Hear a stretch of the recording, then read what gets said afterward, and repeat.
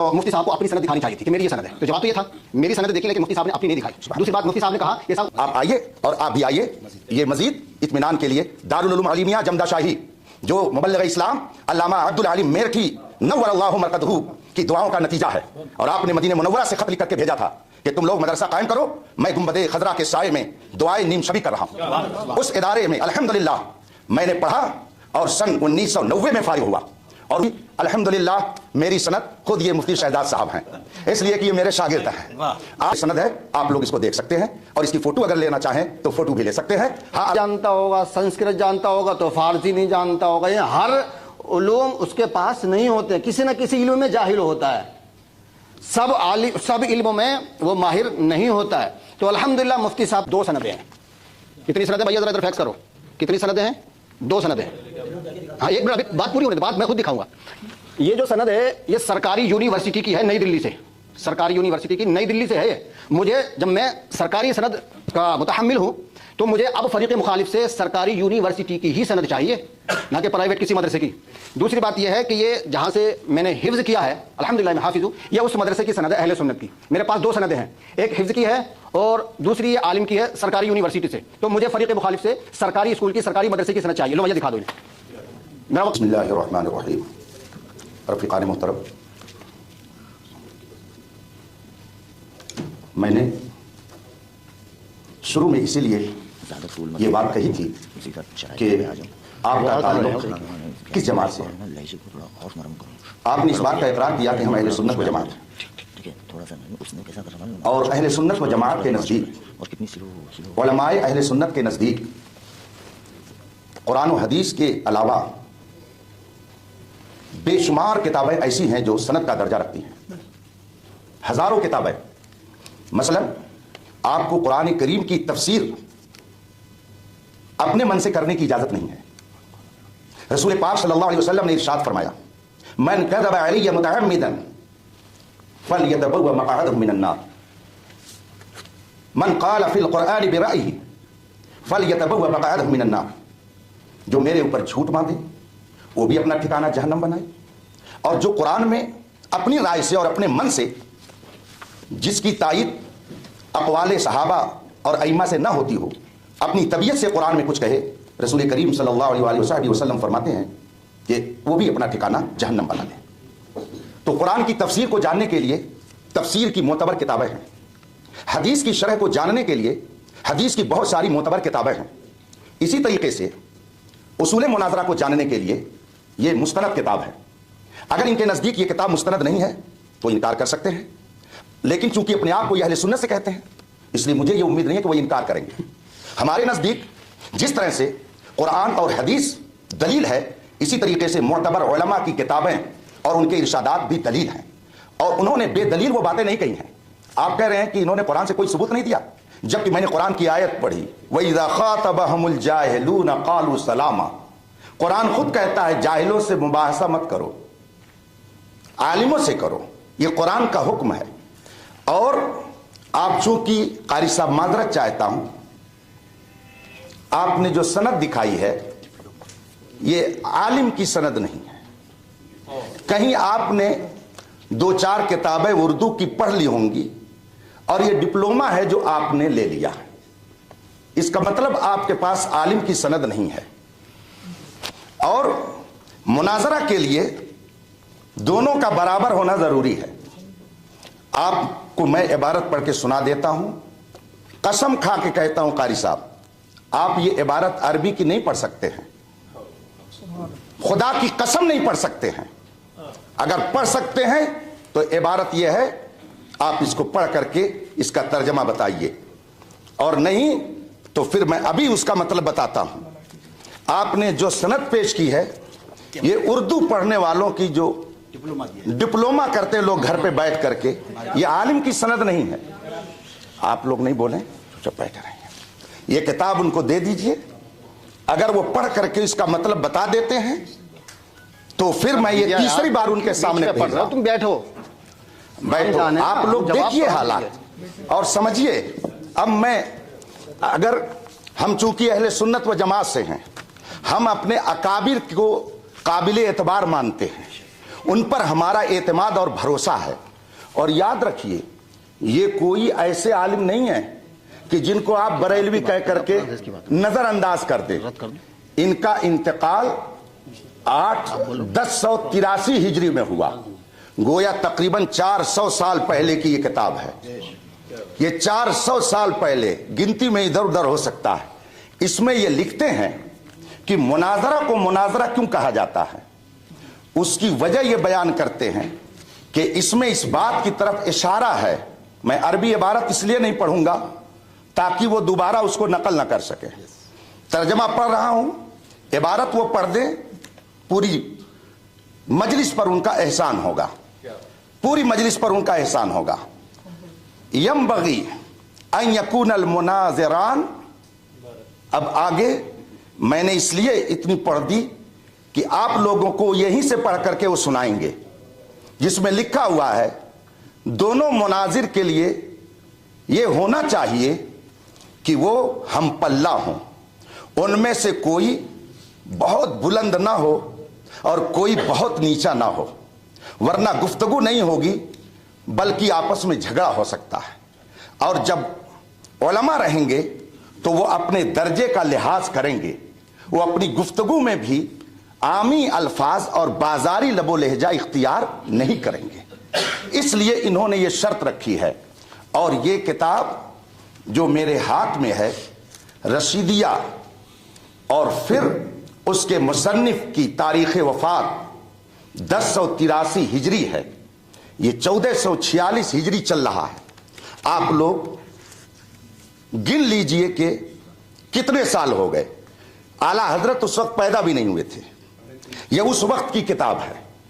अगर इतने कदीम उलमा की किताबें भी मोतबर नहीं तो फिर दीन का दफ्तर आप कहां से लेके आएंगे, किन की बातें मोतबर होंगी। इसलिए मैंने कहा, और इन्होंने अपनी तरफ से नहीं लिखा, ये बहुत बड़े आलिम थे उस जमाने के, तो इन्होंने जो कुछ लिखा किताब व सुन्नत की रोशनी में लिखा है।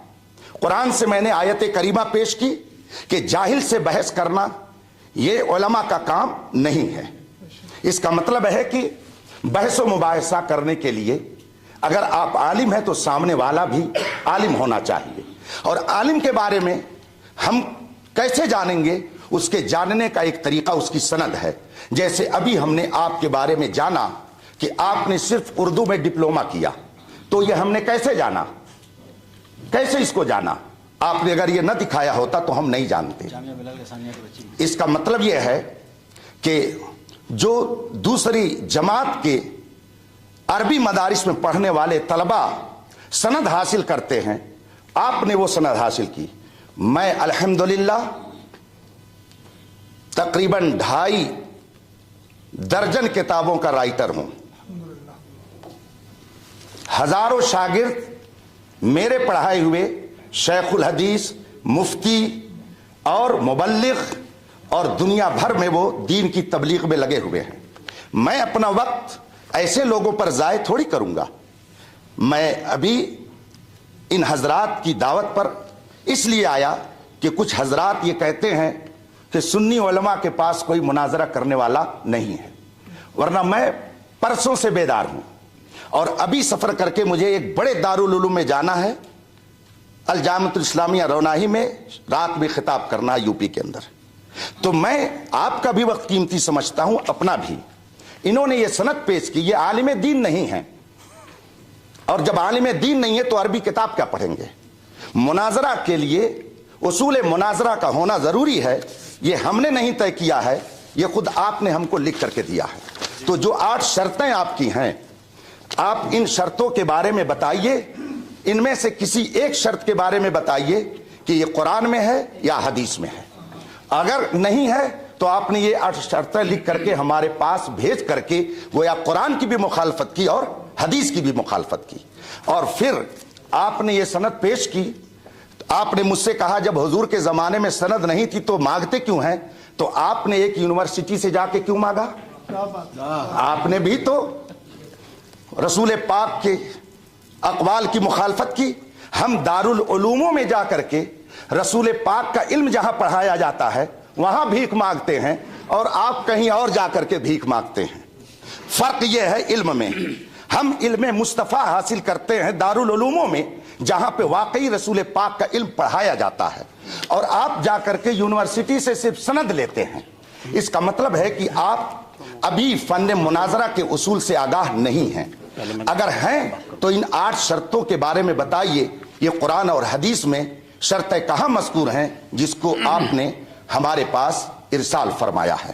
میں اپنی گفتگو کو ختم کرتا ہوں، اور یہ کتاب پھر میں بھیجواتا ہوں، ان سے کہیے عبارت پڑھ کر کے بتائے یہ شرط ہے کہ نہیں، اور یہ کتاب معتبر ہے یا نہیں، اور اس کتاب کے مصنف کو یہ معتبر مانتے کہ نہیں۔ اگر مانتے ہیں تو اس کے بارے میں بتائیں، اور نہیں مانتے ہیں تو کیوں، اس کی بھی وجہ بتا دیں۔ کتاب حاضر کیجئے شفیق صاحب، پھر لے جائیے آپ۔ مجھے سند لائیے، کتاب نہیں۔ آپ کتاب کیوں یار بار بار ہماری مرضی کے بغیر نہیں لا سکتے؟ آپ لے جائیے، سند بھی لے جائیے۔ ہاں، کتاب کو وہ رکھی ہے، ہم قرآن و حدیث کو مانتے ہیں، کتاب بات کی بات ہے۔ لائیے سند لائیے، کہاں ورحمۃ اللہ وبرکاتہ۔ بسم اللہ الرحمن الرحیم۔ حضرات، ابھی آپ نے ہمارے فریق مخالف کو سنا تو کچھ اس میں خلاف ادب باتیں مجھے تو لگی، پتہ نہیں آپ کو لگی کہ نہیں لگی، جیسے کہ بار بار لفظ جاہل کا استعمال کرنا آپ کے لیے اور بھیک مانگنا، تو یہ اخلاق سے گری ہوئی باتیں ہیں۔ بھیک مانگنا، جاہل کہنا۔ اگر نعوذ باللہ من ذالک ہم اگر جاہل ہوتے تو مناظرہ نہیں کرتے۔ ہم نے آپ سے ایک ہی سوال کیا تھا، وہ قرض آپ کے اوپر باقی ہے، آپ نے جواب نہیں دیا۔ اور رہی بات اس کی مناظرے کی کتاب کی، تو یہ ایک عالم کی لکھی ہوئی کتاب ہے، یہ مخلوط بھی ہے، مشکوک بھی ہے، اس کا لکھنے والا عالم معصوم نہیں ہے، یا اس پر ایمان لانا ضروری نہیں ہے۔ ہمارا اصل جو ہے وہ ہے قرآن اور حدیث۔ اگر آپ قرآن اور حدیث کے مطابق نہیں چل سکتے تو منع کر دیجئے، پھر اس کتاب پر بات ہوگی، اور اگر قرآن اور حدیث پر چلتے ہیں تو اس کتاب کو ایک طرف رکھ دیجئے گا۔ کلیئر بات ہے، قرآن اور حدیث، قرآن اللہ کی کتاب ہے اور حدیث رسول اللہ کی کتاب ہے۔ ہم ایسی کتابوں کو ان کے بعد مانتے ہیں۔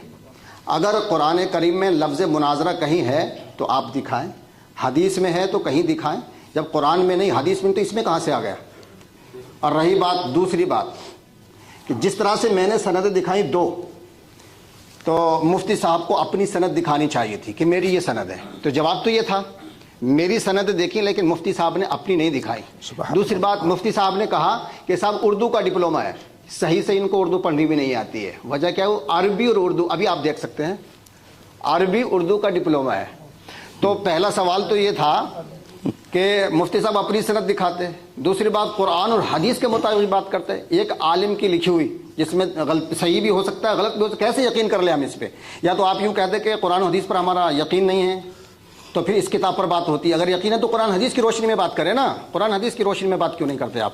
لیجیے مولانا صاحب، کتنا ٹائم ہمارا؟ بات ہو گئی، 5 منٹ ہے نا؟ بات ہو گئی، بات ابھی نہیں، ابھی 5 منٹ ہے ہمارے 5 منٹ ہیں ابھی۔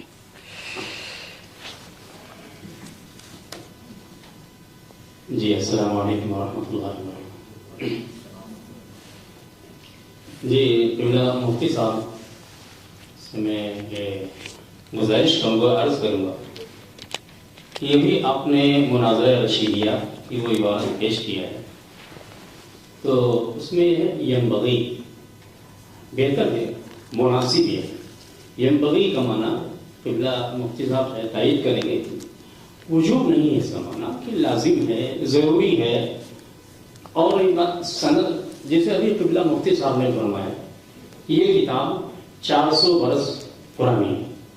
آپ کے جو مؤلف مصنف ہیں حضرت علامہ رشید احمد جونپوری رحمۃ اللہ علیہ، ان کا زمانہ جو ہے 400 برس پہلے کا ہے۔ اس سے پہلے تو کیا اہل سنت اس سے پہلے نہیں تھے؟ کیا اس سے پہلے مناظرے نہیں ہوتے تھے؟ اور اس کے اوپر چلے جائیں گے، یہ جو اصطلاحات ہیں، مناظرے کی اصطلاحات یا فقہ کی تفسیر، اصول تفسیر، فقہ، اصول فقہ کی جتنی بھی اصطلاحات ہیں، نحو، صرف و نحو، یہ سب کی سب اصطلاحیں، کیا ساری اصطلاحیں زمانے نبوی کی نہیں، حتیٰ کہ کیا ہے حضرات صحابہ کرام رضوان اللہ علیہم اجمعین حتیٰ کہ دور تابعین کی بھی یہ اصطلاحیں بہت سی کچھ ہیں لیکن کچھ اصطلاحیں نہیں ہیں. تو سوال ہے کیا 400 برس پہلے اہل سنت نہیں تھے؟ کیا 400 برس پہلے مناظرے نہیں ہوتے تھے؟ بہتر ہے کہ علم میں دونوں ہم کیا کرنا ہو. دوسری چیز علم کا تعلق سند سے نہیں ہوتا ہے. کتنے لوگ ہیں کتنے بڑے بڑے دارالعلوم کی سندیں لیے بیٹھے ہیں لیکن یقیناً ان سے بھی عربی عبارت خوانی نہیں آتی. تو کیا اگر وہ جہاں آپ مفتی صاحب کیا خدمت انجام دے رہے ہیں اس ادارے کی آپ بھی معلوم کہ بہت سے طلبہ ہیں کہ جو سند حاصل کرتے ہیں اچھے نمبرات ملتے ہیں لیکن ان کے اندر کوئی لیاقت صلاحیت نہیں ہوتی, عبادت خوانی پر ان کو قدرت نہیں ہوتی ہے. تو پتہ کیا تھا کہ صرف سند ہی یہ کیا ہے جو آپ نے فرمائے علم میں برابر ہونا ضروری ہے. اس سے ہم بالکل اتفاق کرتے ہیں کہ ہاں علم میں برابر ہونا مناسب ہے, بہتر ہے, ضروری واجب نہیں ہے. کیا کوئی شخص اگر آئے دوسرے کیا ہے مذہب سے تعلق رکھنے والا اور وہ اپنے مذہب کا نمائندہ نہیں ہے لیکن وہ مذہب اسلام پہ اعتراض کرتا ہے تو کیا علماء کی ذمہ داری نہیں ہے جواب دوں؟ جی نہیں, سوال جواب نہیں ہے. یہ مناظرہ جو ہے تو ابھی میں نے مفتی صاحب سے عرض کیا تھا کہ جیسے کہ مباحلے کے تعلق سے فرمایا کہ وہاں مباحلے کا ذکر ہے, مباحلہ اور ہے, مناظرہ اور ہے. تو قرآن مجید میں کہیں پر مناظرے کا ذکر نہیں آ سکتا ہے جہاں کہیں بھی حق و باطل کی مابین مارکا آرائی ہوئی ہے, کہیں پر بھی قرآن مجید میں مناظرے کا ذکر نہیں ہے. احتجاج کا ہے, حاج کا ہے. ٹائم ہو گیا, ٹائم ہو گیا. معذرت چاہتا ہوں. نہیں کوئی بات نہیں, کوئی بات نہیں, آپ میرے پاس آ جائیں. یہ آپ نے میرے پاس ان حضرات کے ذریعے پہنچایا, آپ نے ان کو دیا, مجھے دیا. اب تو یہ جو شرطیں آپ نے لکھی ہیں صوفی اسلامک بورڈ کی طرف سے تو ماشاءاللہ ان کے ذریعے مجھے مل گئی. آپ میری تحریر کو یا میری دی ہوئی کتاب کو مت مانیں لیکن جو آپ نے لکھ کے دیا ہے اسے تو مانیں گے. ان سے کہیے کہ ذرا یہ عبارت کیا ہے جو آپ نے لکھ کے بھیجی ہے, ذرا اس کو پڑھ کر کے سنا دیں اور اس کا مطلب بتا دیں. یہ نیچے والی عبارت میں اس پہ نشان لگا دے رہا ہوں. ٹھیک, چلیے یہ لیجئے, چلیے اس کو کہیے قاری صاحب پڑھ کر کے سنا دیں اور اس کا مطلب بتا دیں. یہ آپ ہی کی بھیجی ہوئی ہے, میری نہیں ہے.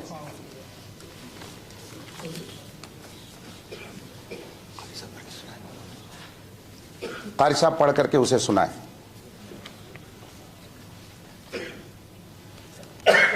اگر میں پڑھ کے سنا دوں اور اس کا ترجمہ کر دوں اچھا تو ہوگا, بات آگے بڑھے گی. بڑھے گی. ٹھیک ہے, آپ لوگ سن رہے ہیں.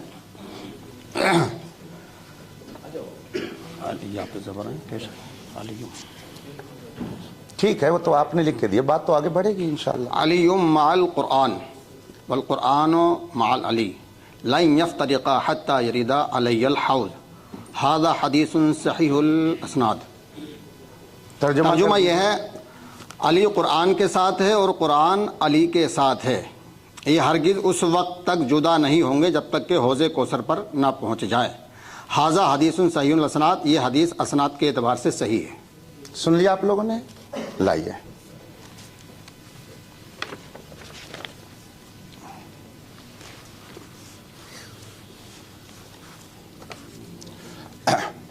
بسم اللہ الرحمن الرحیم. یہ تحریر خود انہوں نے بھیجی ہے اور انہوں نے بھی پڑھ کر کے سنائی ہے. اب چونکہ مجھے معلوم ہو گیا کہ قاری صاحب عالم نہیں ہیں لیکن بغل میں بیٹھے ہوئے مصباحی صاحب ہیں تو وہ ضرور اس بات کو سمجھیں گے. کیا وہ اس بات کی تائید کریں گے کہ یہ صحیح الاسناد لفظ ہے یا صحیح الاسناد؟ اگر ہاں کہیں تو پھر میں گفتگو کروں اور اگر نہ کہیں تو پھر میں آگے گفتگو کروں. جی قبلہ مفتی صاحب, وہ صحیح الاسناد لفظ ہے یا صحیح الاسناد؟ ایک منٹ, بات میری پوری ہو جانے دیجیے. پہلے ان کا وقت پورا ہو جانا. صحیح اسناد پہ بات کر رہے ہیں. صحیح الاسناد باقاعدہ ریکارڈ ہے اور اس کو آپ صحیح الاسناد پڑھیں یا صحیح الاسناد, دونوں صورتوں میں ہم یہ ثابت کرنا چاہتے ہیں کہ آپ نے خود ہمارے پاس لکھ کر کے بھیجا ہے کہ جو حدیث معتبر ہوگی وہ سند والی ہوگی. تو آپ نے خود ہی لکھ کر کے بھیجا ہے کہ سند ضروری ہے حدیث کو ماننے کے لیے. اگر حدیث کو ماننے کے لیے سند ضروری ہے تو کیا آپ کو ماننے کے لیے سند کی ضرورت نہیں ہے؟ آپ نے خود یہ لکھ کر کے بھیجا ہے اور اس میں لکھا ہوا، یہ میری تحریر نہیں ہے. تو آپ حدیث رسول کے لیے تو سند چاہیں اور ہم آپ سے گفتگو کرنے کے لیے سند کا مطالبہ نہ کریں. آپ خود لکھ رہے ہیں کہ ہم حضور کی حدیث وہی مانیں گے جس میں سند ہوگی.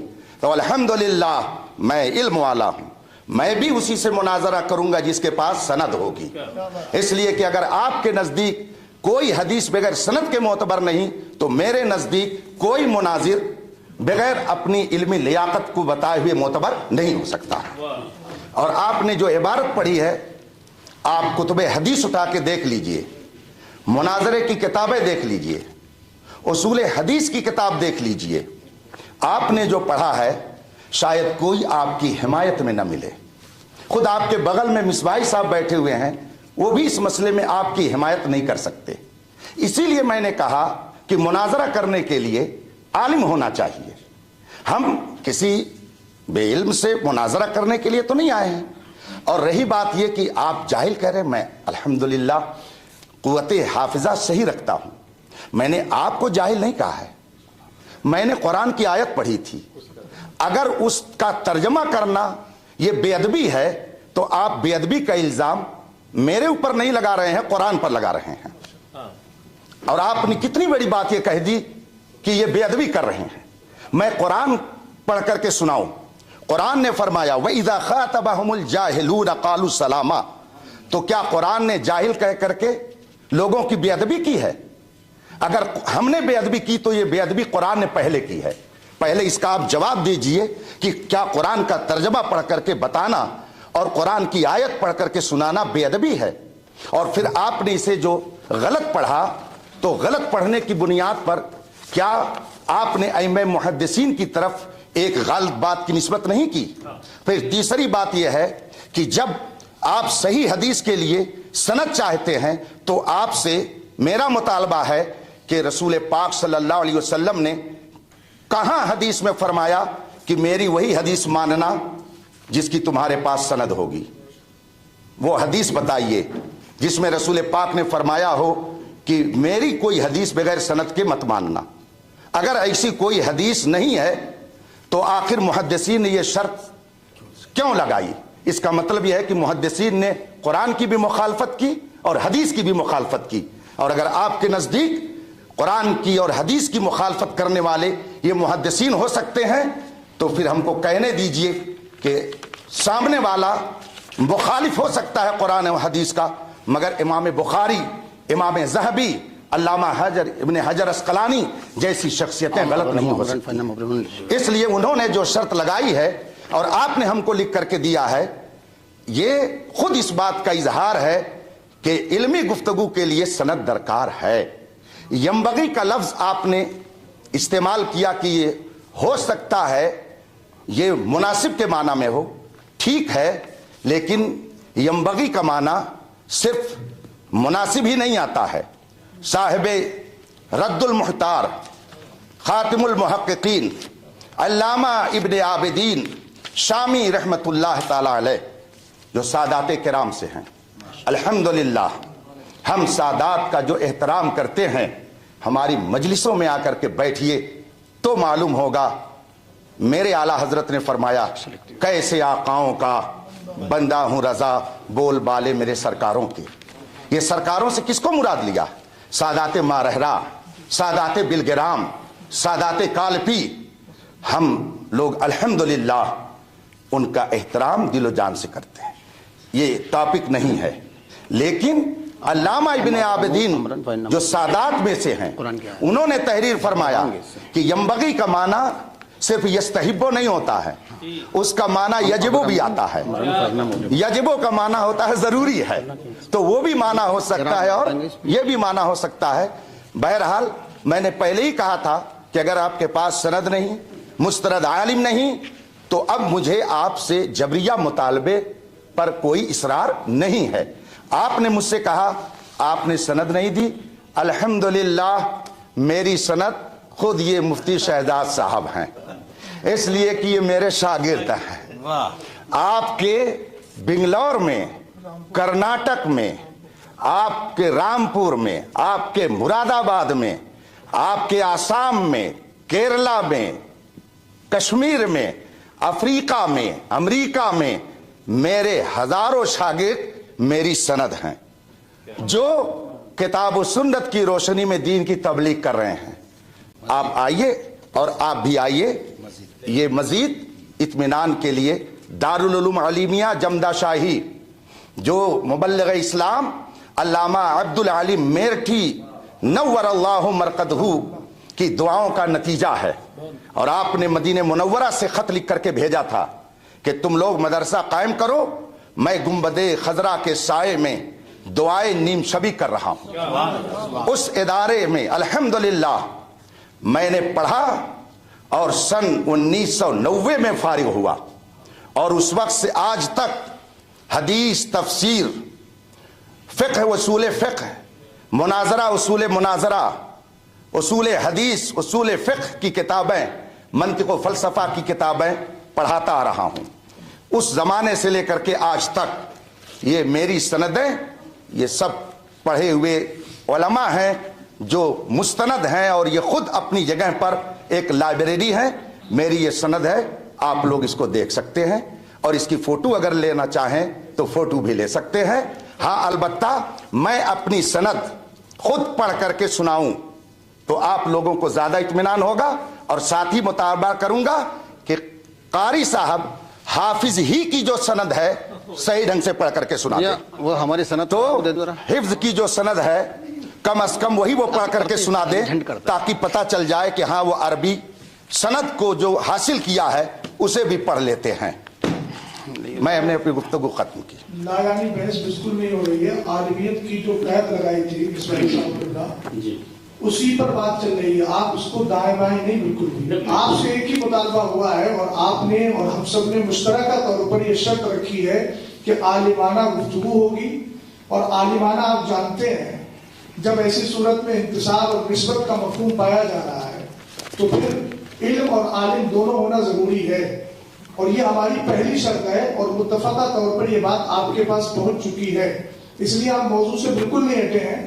ہمارا یہی کہنا ہے کہ مناظرہ کرنے کے لیے سامنے والا عالم ہونا چاہیے، لیکن آپ حضرات کچھ اس طرح کی گفتگو کر رہے ہیں جو موضوع سے ہٹی ہوئی ہے، اور انشاءاللہ وقت پر وقت ہم اس کا تعین بھی کرتے ہیں. مزید یہ کہ بار بار مجھے بھاگنے نہیں دوں گا، اور غیر مہذب الفاظ ہمارے متکلم نے ایک لفظ بھی نہیں بولا ہے کہ بھاگنے نہیں دوں گا. الحمدللہ رب العالمین، ہم اہل حق ہیں، اہل سنت والجماعت ہیں. بھاگنا ہمارا کام ہی نہیں ہے. ہم ہمیشہ مقابلہ کرتے ہیں. قاری صاحب امروہہ کے رہنے والے ہیں، میں ڈسٹرکٹ رامپور کا رہنے والا ہوں. الحمدللہ رب العالمین. میں وہی کہہ رہا ہوں نا.